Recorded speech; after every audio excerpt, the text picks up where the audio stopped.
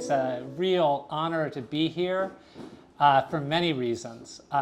When Vigil came out, my Vigil Hong Kong on the Brink came out in 2020, I got to fulfill one of my dreams as an author, which was to do an event at Politics and Prose bookstore. And this time now is fulfilling a different dream. That was, Politics and Prose has a reputation for American authors as a place that when you've arrived, you do a bookstore event there. But this, I've been dreaming about being able to speak at Jifeng Books. Well, I dreamed about speaking at Jifeng Books when it was in Shanghai and was my favorite bookstore. And the dream of being able to speak there was never fulfilled because it was closed. So it was amazing to me for many reasons when JF Books could be reborn here. And then when I could give a talk here, a place that has had some of my favorite writers of books about China, both Chinese and non-Chinese, have spoken here in recent past. So it's very fitting that way. But also this book is about the need to think about the ways that culture, ideas, and politics flows across borders. So to be able to speak about this at a bookstore that has been reborn in a different part of the world, that is part of a transnational flow, and that also, as looking at the books before speaking now, realize the books are largely about China, but also about things that we can learn that are relevant to China about other parts of the world. And there's a whole section, for example, about living under the Soviet system and how people struggled to find freedom in other places as well. And as you'll see, there's a way in which that relates so beautifully to what interested me and brought me to writing this book about the Milk Tea Alliance. So why did I write a book about the Milk Tea Alliance? I wrote a book, and what is the Milk Tea Alliance? I'll get to the what it is in a minute. But the why I wrote this book was in 2019, I finished Vigil Hong Kong on the Brink. And I finished the book in October. I went up to October of 2019. I signed off on the proofs in 2020, and then I couldn't touch it. And it came out early in 2020. And soon after that, the national security law was imposed on Hong Kong. And I predicted in the book, I'm very careful about trying not to predict, but I said I didn't see any signs, as amazing as the protests had been, I didn't see any sign that going forward, there wouldn't be a situation in which Hong Kong became a kind of captive colony of Beijing and shifted from being largely under the colonial control of one capital to largely under the control of another.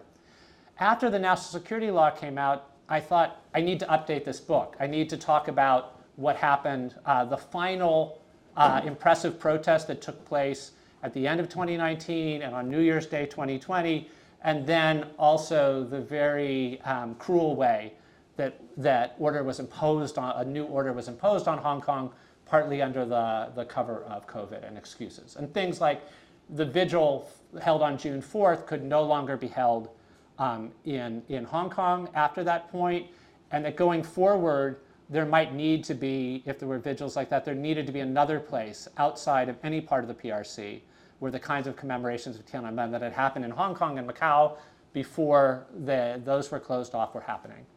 And so I loved working with this publisher, Columbia Global Reports, and I said to them, I want to write an updated edition.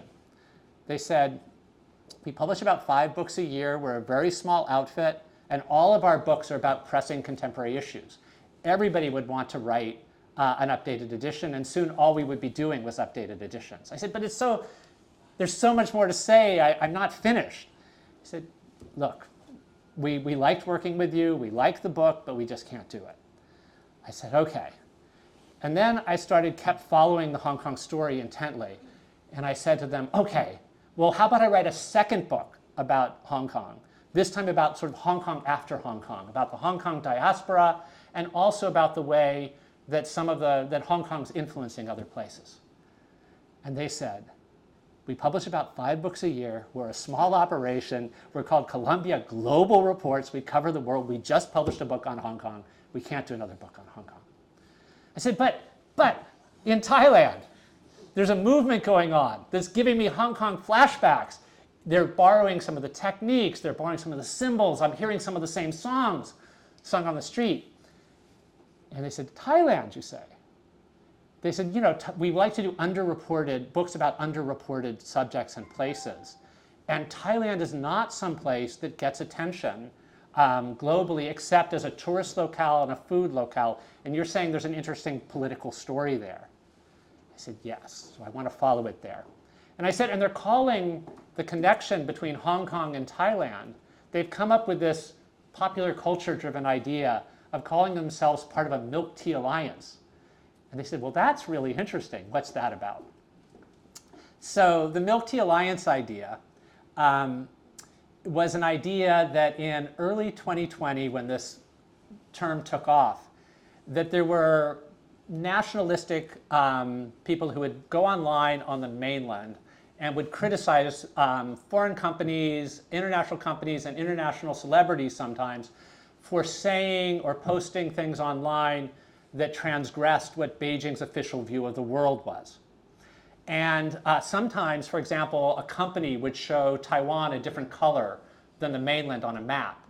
And Beijing, and then sometimes nationalists loyal to Beijing who went online, would pressure them to say, we won't let you in the China market unless you change the color of Taiwan so that it looks like it's part of the PRC, which is the official view of Beijing. And sometimes the foreign companies would bow to that. And in Vigil, I had talked about a case of this with the singer Denise Ho. But anyway, there was a Thai celebrity who was criticized for social media posts. He had fans on the mainland. He was criticized because he had liked, I think, just a social media post that referred to Hong Kong as though it were a country or a place separate from Beijing's control. And there was pressure on him to apologize. And so people who went online in Hong Kong and in Taiwan said, we're tired of this. We'll support you if you stand up to Beijing and aren't bullied. And they thought, what do we have in common? You know, there were ones in Thailand, you know, you're in Thailand, we're in Hong Kong or Taiwan, and we're all kind of seeing ourselves as frustrated by this reach of Beijing. And so what do we have in common besides this antipathy to Beijing? Well, we're each from a place where the iconic form of tea is something that has milk in it. There's Taiwan milky tea, there's Taiwan boba tea, and there's Thai tea. Said, we'll call ourselves the Milk Tea Alliance. And they started posting things online, memes, that showed 3 cups of tea, of different kinds of tea, swearing allegiance to each other, 3 Musketeers style, all for one and one for all. And they said, we'll double down on being your fans if you do this. So this idea of a Milk Tea Alliance started to evolve with Taiwan, Thailand, and Hong Kong. And I became interested in this, and I've been interested in popular culture and popular protest and how it fits together, and how people in parts of the world that aren't necessarily seen as being tightly connected. They don't have the same ideological system or political system necessarily, but people feel a kind of kinship with each other and supporting each other. So I thought that's really interesting. And as I started to work on it, thinking it would be a book about perhaps Taiwan, Thailand, and Hong Kong, then Burma, a coup happened in Burma, and protesters there started taking to the streets. And there were some of the techniques that were borrowed from Hong Kong that were taken in Thailand. The Thai protests began to influence the ones in Burma. And Burma was welcomed into the Milk Tea Alliance. And some Hong Kong activists crowdsourced a kind of things we learned from our protests. And they got it translated into Burmese and shared it with the people in Burma. And so they were welcomed into the Milk Tea Alliance. And I began to think of these movements, of the flow of tactics and strategies, and sometimes connections between people in these places. There was a Thai activist who had become friends with the Hong Kong activist Joshua Wong and tried to bring him to Thailand. He was blocked by the Thai authorities who were pressured by the Chinese government. That was a connection. And then activists in Burma were largely influenced by what was happening in Thailand just over the border. And I began to think of these movements as being a bit like a pro-democracy, anti-authoritarian relay race, where the baton was passed from Hong Kong to Thailand, and then from Thailand to Burma. And they had something connected of a common project, and it wasn't clear that any of them would make it over the finish line. Their spirits were lifted by this sense of connectedness. And as I started to look into it, I realized there were also some kinds of tangible connections. When I started to talk to some of the Thai activists who had been friends with the Hong Kong activists, I heard about this story that really moved me, which was about Hong Kong activists in 2020 who could no longer protest on the streets, sending goggles and other protective gear to their friends in Thailand, saying, we can no longer use these on the street, but you're doing protests that are a bit like us, and the authorities are using techniques a bit like that were used against us. So why don't you use these goggles and protective gears on the street? And some of the protesters in Thailand were already using umbrellas. They were the other things and tactics and slogans borrowed from Hong Kong, so it fit in there. And then some of the Thai activists said, well, we want to pay you back. How can we show our reciprocity for this? And what they decided to do was they couldn't send anything to Hong Kong, but they would hold a June 4th vigil on the anniversary of the Tiananmen. And they would light candles. And they would do something that the Hong Kong youth that they were attached to would like to do but couldn't do, and they would share photographs of that. So it was this kind of sweet story of reciprocity and flows across borders like that. So I began to write about these different things and learn about Thailand and about Burma. Because to be honest, I was trained as an East Asianist. And when you're trained as an East Asianist, you study China, a little bit of Japan and Korea. If you're a China specialist, these are seen as the parts of the world that went together. Thailand was Southeast Asia and Burma. So I had to get myself up to speed. I had to find a young Thai person who would help me because I didn't know Thai. And I met up with, and I started to follow this story. And I became interested in the Milk Tea Alliance idea, but also I saw it as part of a longer story that went back into the 2010s before the term Milk Tea Alliance was coined. In 2014, there was the Sunflower Movement in Taiwan, an occupation of government buildings. And then later that year, there was an umbrella movement in Hong Kong that had some similar features. The Hong Kong movement was called Occupy Central initially. And the press often said, Occupy Central, that's kind of like Occupy Wall Street. They're occupying the central district of Hong Kong, which is sometimes called the Wall Street of Hong Kong. But for young Hong Kong activists, some of what they thought was they weren't thinking about necessarily what had happened in New York. They were thinking about what had happened in Taiwan, which was nearby and a good place to think with. And there was an activist, Alex Chow, who went over to Taiwan in the summer before the umbrella movement and tried to meet with sunflower activists before the umbrella movement and try to learn from them. There was also this connection between somebody, and my Thai is still problematic pronouncing names, Netuit Chatafaisal, who I will just call Netuit for all of your sake and for mine from then on, which is how he goes by, who had become fascinated by Joshua Wong, following the stories about Joshua Wong as a young activist. Netuit was also activist from a very young age, like Joshua Wong. When they were in middle school, Netuit was protesting military-style haircuts in Taiwan about the way the school system, in Thailand. Netuit was protesting the way he thought militarized forms of education was keeping Thailand from becoming a full, strong democracy. At the same time, Joshua Wong was protesting patriotic education being brought into Hong Kong, which he thought would derail any chance for it to become more democratic. So they were kind of in sync with each other. And Netuit became fascinating because the Hong Kong activists actually succeeded in that anti-patriotic education campaign in 2012. And then in 2014, when there was a coup in Thailand, there was the umbrella movement, which was so excited. So Netuit wanted to meet Joshua Wong. He thought they were kind of destined to be friends. Netuit, who's the central figure I talk about in the book, was a devout Buddhist, and he learned that, and he saw his activism as being rooted, connected to his religion, but he wanted to connect with people of other religions who had similar kinds of ideas. One of his heroes was Martin Luther King. He thought, and he was trained by his mentor was an elderly Buddhist intellectual who had been connected to Buddhist activists in other parts of the world who was friends with the Dalai Lama. So Netuit thought he wanted to connect with Joshua Wong. So he reached out to him on social media to try to set up a meeting. Oh, and Netuit's friends said, it makes sense you want to meet with Joshua Wong. You're a nerdy guy with glasses just like him. You kind of look alike. And so Netuit wrote out to Joshua Wong, and Joshua just ignored him, maybe because Joshua was high profile, and this could be a trap or something. So Netuit decided he would just go to Hong Kong. It matters when places are near each other. Proximity really can matter. And he saw Joshua Wong at a rally. He knew he would be there early in 2016 during 2016. And he went there and he introduced himself to Joshua Wong. And he says that Joshua said, yeah, somebody from Thailand has been trying to get in touch with me. And they went out to talk and they saw themselves as kindred spirits. And then he invited Joshua Wong to come speak in Bangkok on the anniversary of, the 40th anniversary of an important, symbolically important massacre of students in Thailand. And so he saw this as a kind of another parallel, that in both these places, the anniversary of a massacre was something that. So I saw their connection as a kind of milk tea alliance before the milk tea alliance, and the Taiwan and Hong Kong connection is that as well.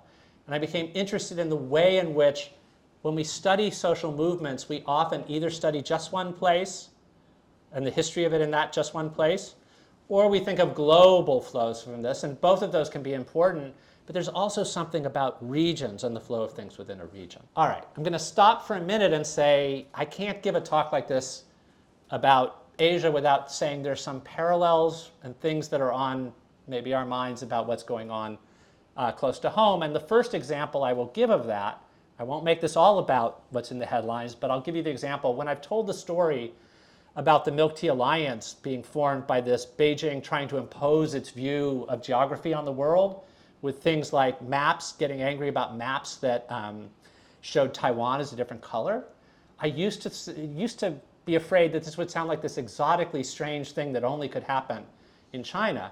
But now I can just say it's just like the White House saying that people have to call the Gulf of Mexico, what people around the world are calling the Gulf of Mexico, the Gulf of America, or the AP, for example, won't be allowed into press. Suddenly, it doesn't seem completely unlike things that happen in different parts of the world that are trying to, that have authorities that are trying to impose their view of the world.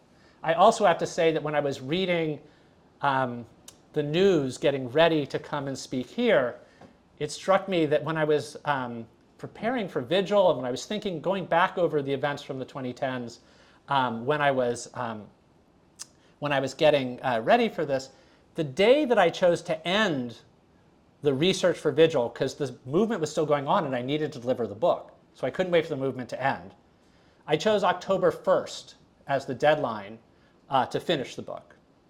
And I looked at the fact that on October 1st, there were two competing news stories. One was about protests in Hong Kong and clashes between protesters and the police. And the other was about a big military parade taking place in the capital. And I've jokingly sometimes said that I'm from California, which is the special administrative region of California, like the special administrative region of Hong Kong.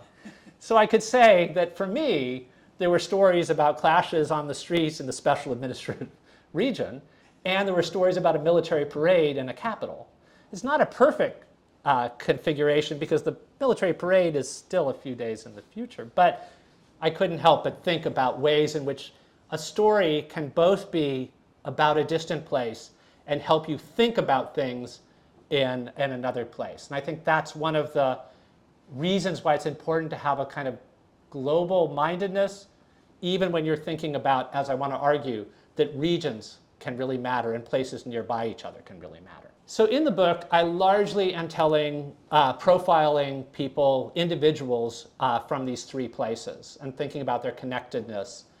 And some of them are more and some of them are less really linked to the Milk Tea Alliance idea. And the Milk Tea Alliance idea has even shifted over time.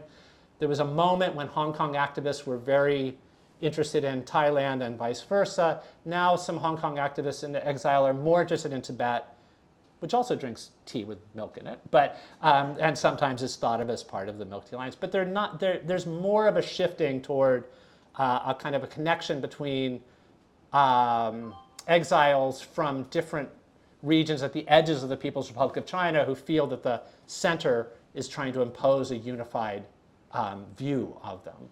As I realized, Emily Fang recently gave a talk here about her wonderful book, Let Only Red Flowers Bloom, and that's about the story of the PRC as largely the capital imposing a kind of one version of Chineseness, which is part of what I think at the edges connects people that. But what I really think is connected to this story, this is also about people who feel that struggles by people nearby have a special kind of power or interest and connectedness. So I want to think of the Milk Tea Alliance as an umbrella term that helps to situate the three places I'm talking about, but it's not, the Milk Tea Alliance doesn't have institutional things, it doesn't have a set ideology or agenda. It's people more connected by a certain set of impulses, certain kinds of symbols they're connected to. I talk a lot about how symbols from the novels and films of the Hunger Games, such as a three-finger salute, and the "If we burn, you burn with us" slogan were adapted by protesters in these different places. But so it's a story about these specific places and trying to raise awareness about certainly raise awareness about Thailand for people who've never really thought much about it except as a tourist destination, that it has this interesting political story, to connect the story of Burma and of Hong Kong and all of these, and the young people are connected by certain things, a sense that older generations have not paid enough attention to things that are going to affect a lot of their lives, and that new strategies need to be used to take care of it. In some cases about a rising power of Beijing. And I think there are connections to them, but I want to make a point that goes beyond these three cases as a way of thinking about activism and the way that activists in different places learn from each other, and that places nearby have a special value. And so I end the book by actually talking about one of the things that drew me into the book besides following the news. I'm also a historian. And one of the best books on history I read in 2020 as I was starting to follow these things was a book by Tim Harper called Underground Asia, which talked about a time largely about 1900 or after that when there were exiles from China like Sun Yat-sen and Liang Qichao who were in Japan and sometimes meeting up with exiles or activists from other places. And they were particularly interested in places nearby that didn't necessarily have the same political systems or the same ideology, but seemed to be doing things that they might be able to learn from. So Sun Yat-sen was very interested in what had happened in the Philippines, where people had risen up against the Spanish Empire, and he talked about allying with them and back and forth. There were ways in which Vietnamese activists also were connected. So there were ways in which there were connections among people from different parts of Asia that weren't necessarily part of the same empire, but they felt some sort of kinship, the kind of way that Netuit felt with Joshua.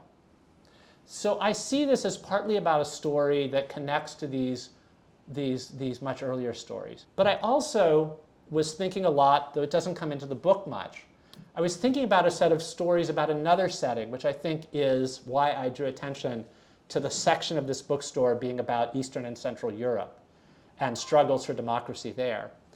I was struck by parallels between the way in the former Soviet bloc, activists in Hungary, Czechoslovakia, and Poland, and East Germany were very aware of what each other were doing, were trying to learn from each other's techniques, and sometimes became friends, in part because of connections between them. I talked with a Hungarian dissident from that period who's now a critic of Orban, not surprisingly, and I told him stories about things like Netuit going to Hong Kong to meet Joshua Wong. He says, oh, that's like my friend and I who went to Poland to meet Adam Michnik, a Solidarity leader, because we admired his writings and we thought we were doing something like what they were doing. There's also a story about Václav Havel, who is a dissident figure in Czechoslovakia and eventually becomes, amazingly, president of a newly formed country after 1989. In the 1970s, he and Adam Michnik met up on in a sort of mountainous borderland between Czechoslovakia and Poland. And they had both been knowing, they were both critical of what was happening in this capital, in Moscow. They were both critical of local autocrats who were backed by the might of a capital and in league with a capital far away, in that case Moscow. And they found common cause. They became friends. And Adam Michnik said to Václav Havel, we don't really have a programmatic statement of what our struggle is about, but we seem to see things in the same way. You're a great writer, why don't you write something about it? Václav Havel then wrote an essay called The Power of the Powerless. which is arguably one of the most important texts that came out of that place. That's part of the world. And when Czech activists were punished for things they did, Hungarian intellectuals would write letters of support for them across borders, this flow of transnational solidarity there. And I think these stories about Eastern and Central Europe are very important to remember, because one of the things about the stories of Hong Kong, Thailand, and Burma is that at different points they seemed potentially to have the chance of bringing about at least some degree of democratization, and each of them have been stories that have faced enormous setbacks, and yet people stick with them. And stick with the struggles. One way you stick with the struggles is to know about other places and other times when seemingly impossible struggles over time achieve things that you wouldn't have imagined could have happened. So Havel's story is one that gives people young people in these places a source of hope.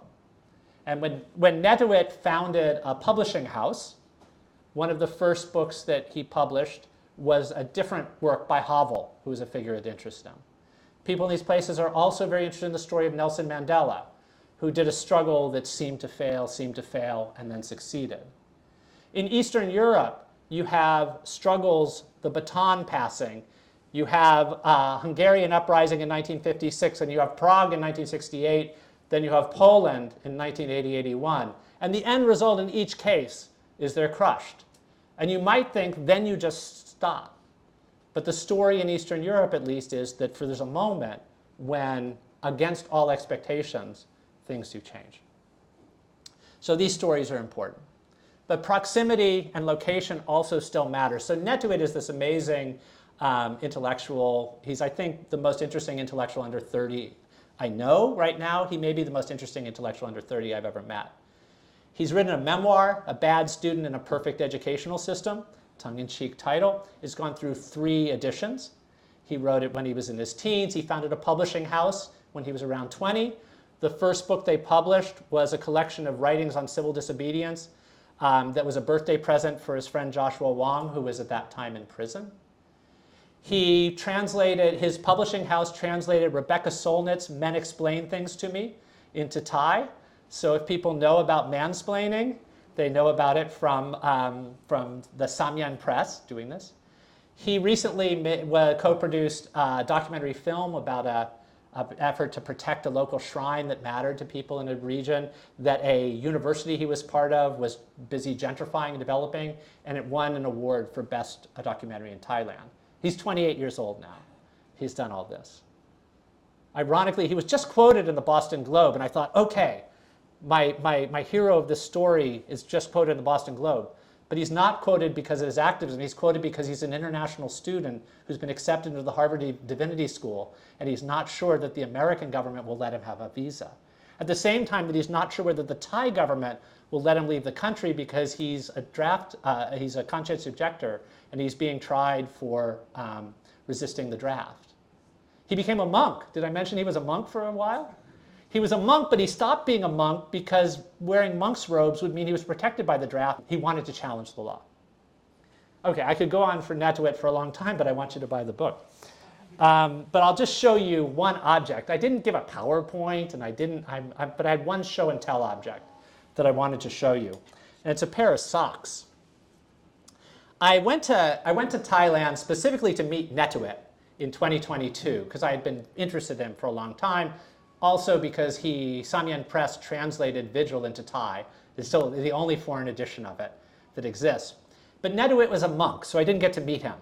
But I got to meet some of his colleagues. And I've worried a lot doing this book that it would be very depressing because these are repressive settings and people who've had a lot of setbacks. But there was they were very serious, but there was also a lot of laughter. And the biggest laughter came when they showed me these socks that they were really happy about.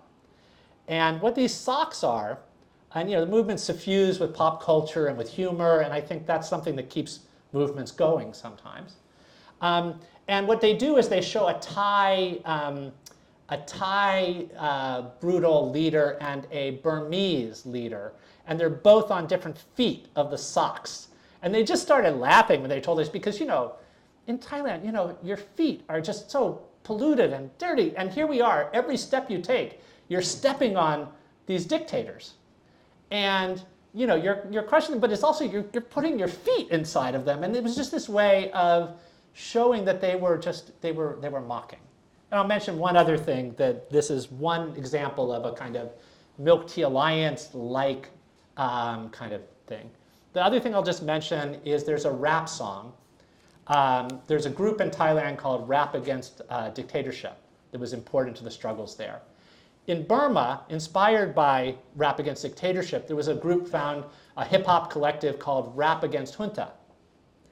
And during the height of the early stage of the Milk Tea Alliance, they decided to do a We Are the World-like song where they would invite rappers from across East and Southeast Asia to each rap out a set of verses for them, and they would blend these together to show there was something that united these kinds of struggles, as different as they were.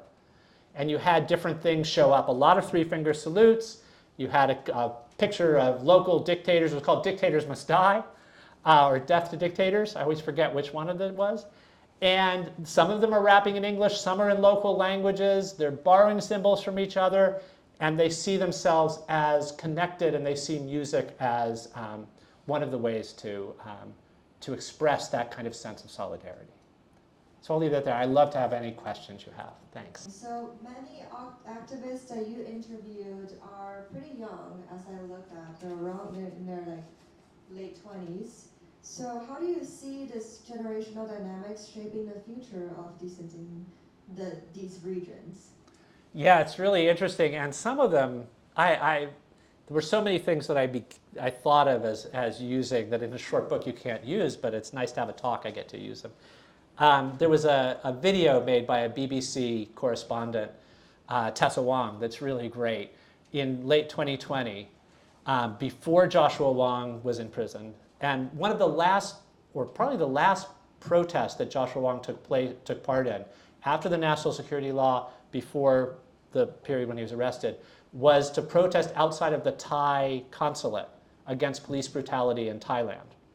And that was something, if you criticize the other place, you can kind of get away. There's something called protest swapping. There was a young Thai activist who I talked to who went outside the Chinese embassy in Bangkok and sang Glory to Hong Kong on Chinese National Day 2020, which you couldn't be arrested for doing in Thailand, but you would be arrested for doing in Hong Kong. But this video that Tessa Wong made has Joshua Wong, then in his early to mid-20s, paired on the screen, this was during COVID, they were interviewed in different places, with a 16-year-old Thai activist, a young woman who goes by Ang. There's this clear mutual respect and interest, but Ang is like viewing Joshua Wong as an elder figure with this. So there was a generational, the youthfulness of it, there was also a kind of micro-generations among this, that there were, and part of the Hong Kong story in 2019 was increasingly younger people taking to the streets. Another thing about Ang, and she spoke very passionately about what she was inspired by Hong Kong, the use of flash mobs and media, and she also said she hoped that that their movement in Thailand would dispel any lingering notion of Asian youth being conservative and just caring about status quo. But there was that kind of youthfulness of that. There also was an interest in, and speaking of something else that's in the news right now, some young people thought they admired people like Nelson Mandela and Václav Havel, but they also were very interested in Greta Thunberg, in part because of the youthfulness and the idea of the Extinction Rebellion. That was another book that Simon Press translated. This idea of an older generation having left it too long for things that had been festering that the new generation would have to deal with. So there's a kind of, the youthfulness I think is very important.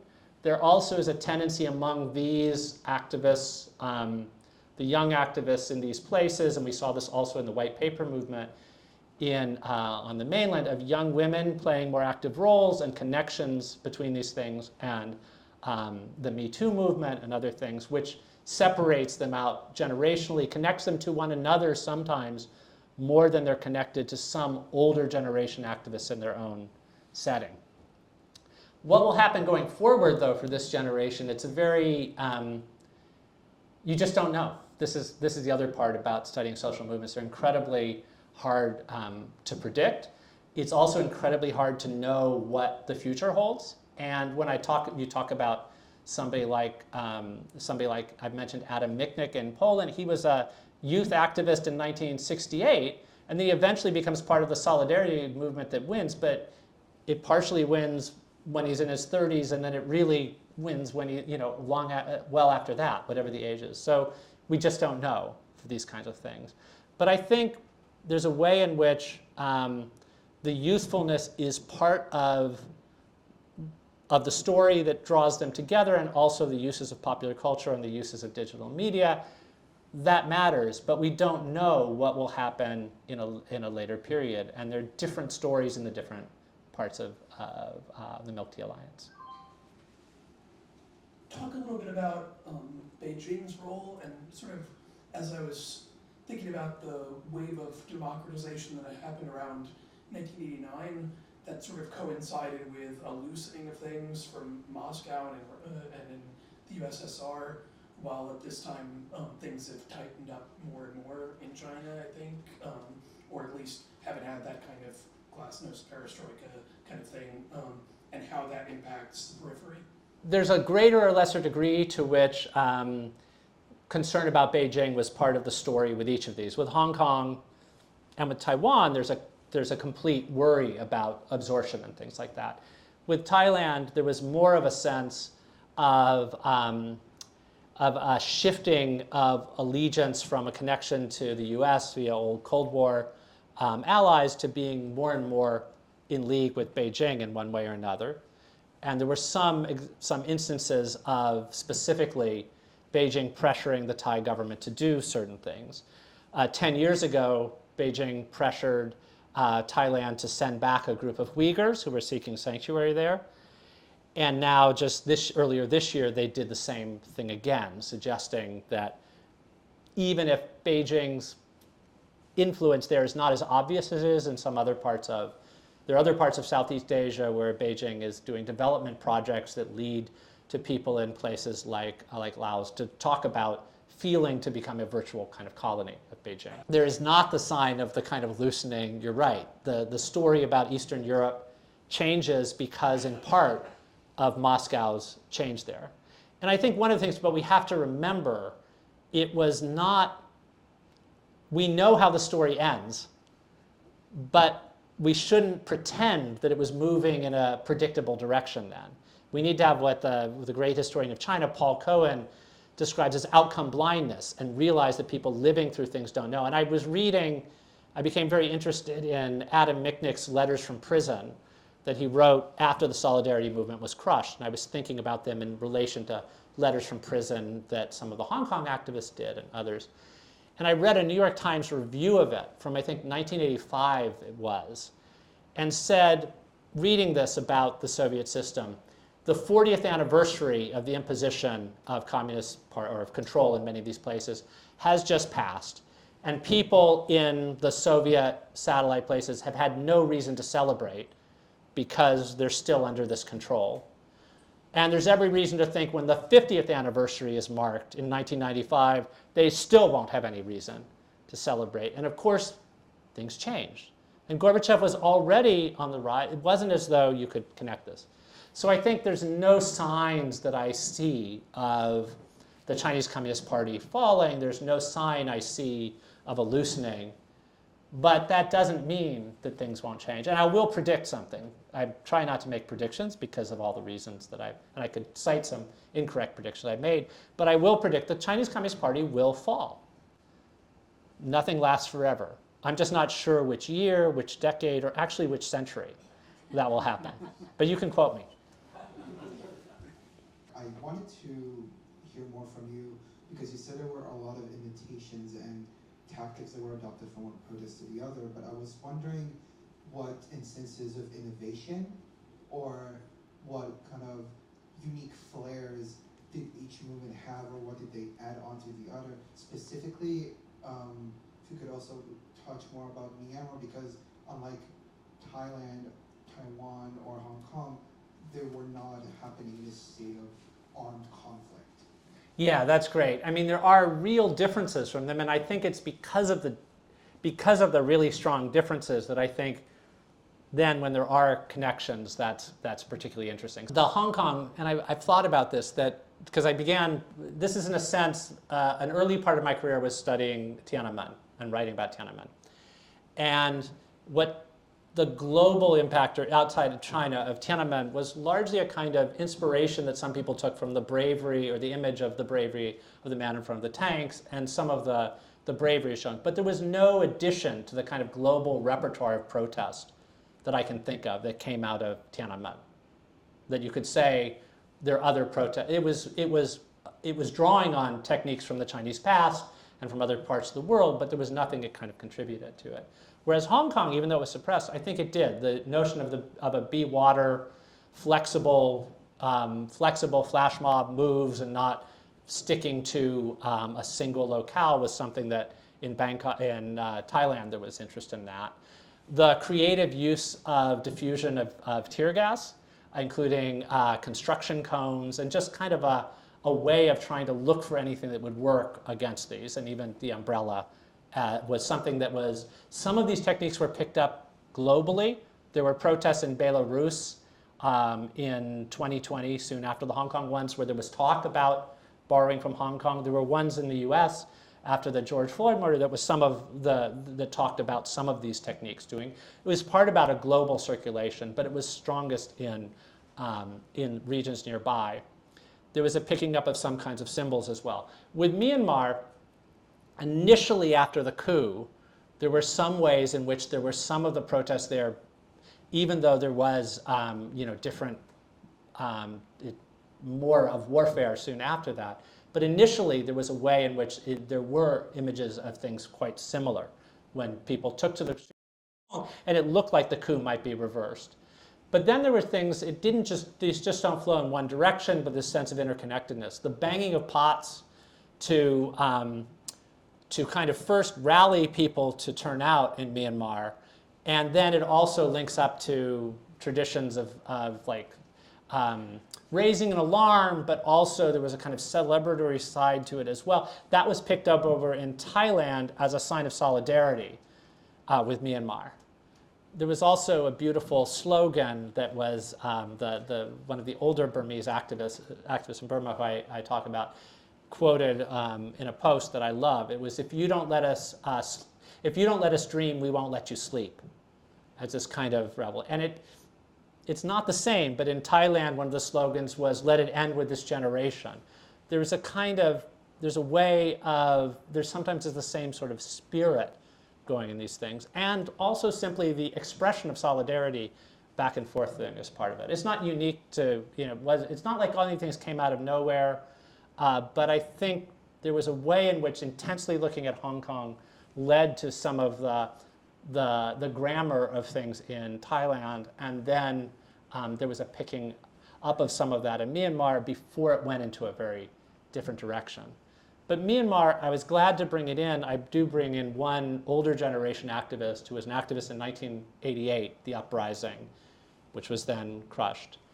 And when I talked to him about how did he, as a teenager in Yangon and his friends, how did you think about rising up against this dictatorship, which already at that point had been so ensconced in things? And he had been a student of mine at one point, and when we were talking about this reason, he just sort of said, the Philippines. He said, we were hearing news about people power in the Philippines, and we thought of, if they could do it, why can't we think we were doing it? And there's a way in which, and I think it meant something that it was nearby. It wasn't the same kind of dictatorship. The Philippines was an American-backed dictatorship.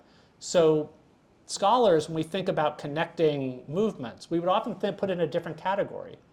But for him, it just sort of made sense. It was nearby people who seemed to have no way of overthrowing this kind of structure could, which is another example of how this kind of phenomenon that I'm associated with the Milk Tea Alliance, I think, is a recurring thing. Thanks very much for that. Thanks for all of your attention and great questions. Thank you.